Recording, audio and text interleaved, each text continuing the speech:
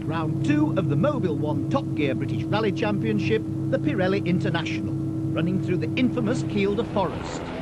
For Ford's Malcolm Wilson, this was a chance to improve his championship hopes after mechanical problems dogged his Escort first time out. Here he stormed away from the opposition on the early stages.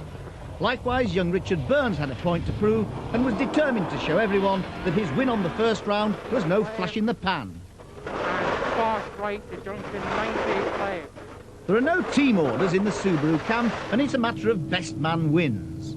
Alistair McRae in the second car was driving fast but untidily, leaving the Top Gear helicopter to clean up after him. Stephen Finlay from Northern Ireland was a surprise third on round 1 and a serious contender here, driving an identical car to Wilson's. Gwyndaf Evans conquered the Group N section on the first outing in his native Wales, but his smooth style of driving was taming Kielder. Evans, in fact, overtook David Llewellin, the leading two-wheel drive exponent in the Vauxhall Astra. Llewellin losing time because of fairly serious mechanical problems. I lost the brakes just 1 mile into that stage. What, total loss of brakes? Total loss of brakes, yeah, nothing at all. Broke a rear pipe off and all the fluid came out, and that was it, no brakes at all. So I just had to go very steady and use the gears to slow down, and so we lost quite a lot of time going through there. We just drove through like a Sunday run and was glad to see the finish.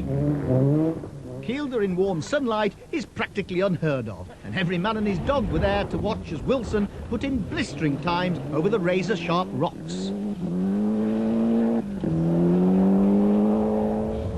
After his earlier efforts to restyle the Subaru and Kielder, Alistair McRae pushed himself to take second fastest on this stage with brilliant controlled driving. Now it was the turn of the other Subaru to encounter problems in the handling department.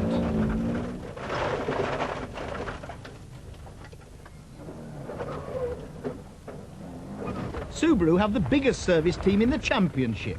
The mechanics fussing over their young drivers like mother hens. What we're doing? It's the bearings gone. For rally mechanics, a new wheel bearing is small beer, and the lads were soon on their way. Johnny Milner in the Shell Scholarship car made a good start, immediately into the top 10. He was obviously hoping he could keep the Audi on the right tracks here and not repeat his Welsh experience.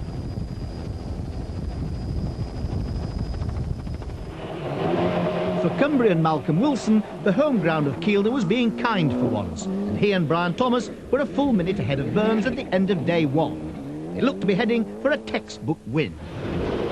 But Richard Burns was hot on his heels, showing the sort of controlled, aggressive driving one would expect of someone twice his age. In standard Group N rally cars, the gearbox is always the first bit to give trouble. And sure enough, Gwyndaf Evans suddenly found he'd no third gear. He very nearly found he'd no car. Well done. 8 right, down to tight 9 left. As in every other sport, people have good days and bad. For Llewellin, this was a bad one. After his earlier brake problems, a rock damaged the Astra's suspension, and he was overtaken by Johnny Milner's Audi on the last stage of the day.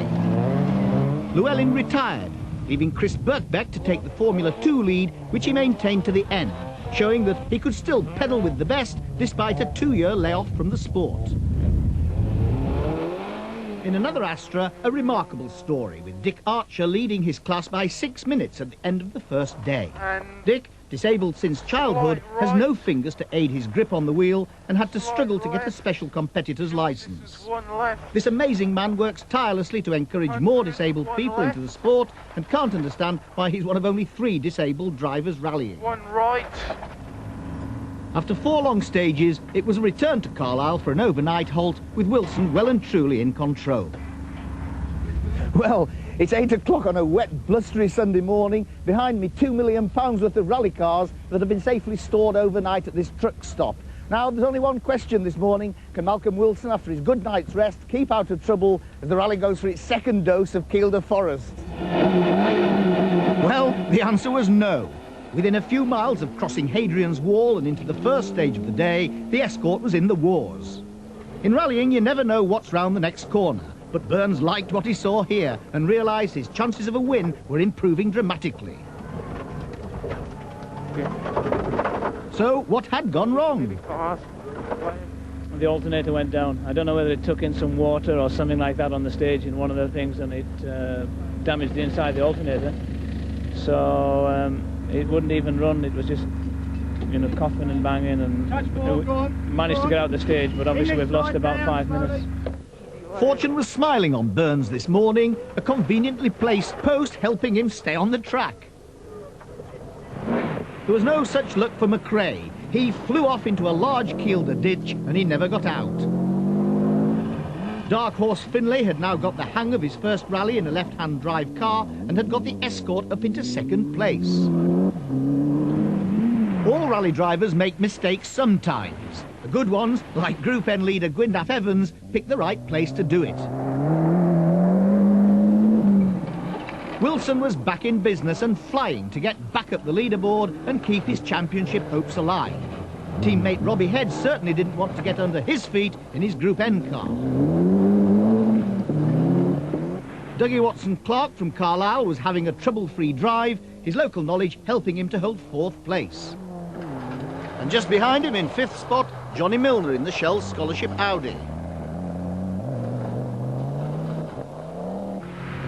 Just when you think an event is signed and sealed, rallying can deliver that sudden surprise. The results were reshaped by the significant retirement of Malcolm Wilson's teammate Stephen Finlay from second place. This was great news for Wilson, now in third place, but too far behind Gwyndaf Evans to hope for anything better. His championship hopes looked to be diminishing. But strange things happen in works-owned cars. Gwyndaf Evans is about to make a surprising and very sporting gesture to Malcolm Wilson near the end of the final stage. He and co-driver Howard Davies do a very odd thing. One has to ask why. Team orders, perhaps. Ford said not. Half a mile.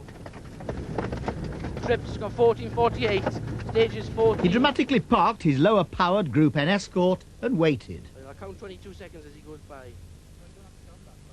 And waited. He's got to be 1 minute and 22 off. Malcolm Wilson in his Group A Ford Escort swept into second place. 32, go on, you're all right, just poodle along. And when he gets to 32, he'll be 1 minute and... Some said that if this was horse racing, there'd be a steward's inquiry into the whole affair. But none of these peculiar and in some eyes questionable happenings should detract from a magnificent win by Richard Burns and Robert Reid with a margin of nearly 6 minutes. From the outside it looks all a bit simple because we won this by about 4 minutes or something, but it's probably been one of the toughest rallies I've done because up to about a couple of hours ago we were certainly very much under pressure, but fortunately it's come right. So at least for one of the top teams, the Pirelli International was all sweetness and joy.